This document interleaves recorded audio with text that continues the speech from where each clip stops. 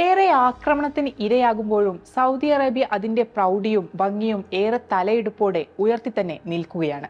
രാജ്യത്തിന്റെ വിവിധ ഭാഗങ്ങളിൽ ദിവസങ്ങളോളം നീണ്ടുനിന്ന വസന്തകാല മഴയ്ക്ക് പിന്നാലെ രാജ്യം പച്ചയാൽ മാറിയിരിക്കുന്നു. ഇടയ്ക്കിടെ പെയ്ത മഴയെ തുടർന്ന് മണൽ പരപ്പുകളിലും താഴ്വരകളിലും സസ്യങ്ങളും ചെടികളും സമൃദ്ധമായി മുളച്ചു പൊന്തിയത് സന്ദർശകരെ ഏറെ ആകർഷിക്കുന്ന മനോഹര കാഴ്ചയായി മാറിയിരിക്കുകയാണ്. പ്രകൃതിയിലുണ്ടായ ഈ മാറ്റവും അരുവികളുടെ ഒഴുക്കും പർവ്വതങ്ങളിലെ മൂടൽമഞ്ഞുമെല്ലാം രാജ്യത്തെ ഇക്കോ ടൂറിസം സാധ്യതകൾക്ക് വലിയ ആക്കം കൂട്ടിയിട്ടുണ്ട്.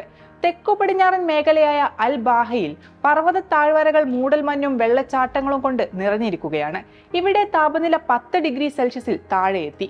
പാറക്കെട്ടുകളിൽ നിന്നുള്ള വെള്ളച്ചാട്ടങ്ങൾ സസ്യങ്ങളെ പുനരുജ്ജീവിപ്പിക്കുകയും വേനൽക്കാല ടൂറിസം കേന്ദ്രമെന്ന നിലയിൽ പ്രദേശത്തിന്റെ ചാരുത വർദ്ധിപ്പിക്കുകയും ചെയ്തു. ഈ അപൂർവമായ സീസണൽ പരിവർത്തനം ആസ്വദിക്കാനും പ്രകൃതിയുടെ ഭംഗി പകർത്താനുമായി സന്ദർശകരുടെ വലിയ പ്രവാഹമാണ് ഇവിടേക്കുണ്ടാകുന്നത്. അൽ ഖാസിം മേഖലയിൽ പെയ്ത മഴ മണൽക്കൂനകളെ ഒതുക്കുകയും ചെറിയ കുളങ്ങൾ രൂപപ്പെടുകയും ചെയ്ത് ഓഫ് റോഡ് ഡ്രൈവിംഗിനും ക്യാമ്പിങ്ങിനും അനുയോജ്യമായ സാഹചര്യം ഒരുക്കിയിട്ടുണ്ട്. ബുറൈദക്ക് സമീപമുള്ള മരുഭൂമിയിലേക്ക് തണുത്ത സായാഹ്നങ്ങളിൽ ക്യാമ്പ് ഫയറുകൾക്കായി യുവാക്കൾ കൂട്ടത്തോടെ എത്തുന്നുണ്ട്. റഫ മേഖലയുടെ വടക്ക് ഭാഗത്തുള്ള ചരിത്ര പ്രസിദ്ധമായ സുബാല ഗ്രാമത്തിനടുത്തുള്ള പുൽമേടുകൾ ഇപ്പോൾ പിക്നിക് ഗ്രൗണ്ടുകളായി മാറി. മിതമായ കാലാവസ്ഥ തേടുന്ന കുടുംബങ്ങളുടെ പ്രധാന താവളമാണിവിടം. ഹായിൽ മേഖലയിലും മഴ മരുഭൂമിയെയും പർവ്വത പ്രദേശങ്ങളെയും ഹരിതാപമാക്കി മാറ്റിയിട്ടുണ്ട്. അജ സൽമ പർവ്വതനിരകൾ പച്ച വിരിച്ചു കിടക്കുന്ന കാഴ്ച വിസ്മയകരമാണ്. ഇവിടെയും സീസണൽ ക്യാമ്പുകൾ സജീവമായി കഴിഞ്ഞു.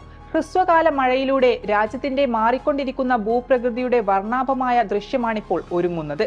വരും ദിവസങ്ങളിൽ പ്രദേശം കൂടുതൽ പച്ചപ്പണിഞ്ഞ് സൗദി പരിസ്ഥിതിയുടെ വൈവിധ്യവും സമ്പന്നതയും കൂടുതൽ പ്രതിഫലിപ്പിക്കുമെന്നാണ് പ്രതീക്ഷിക്കപ്പെടുന്നത്.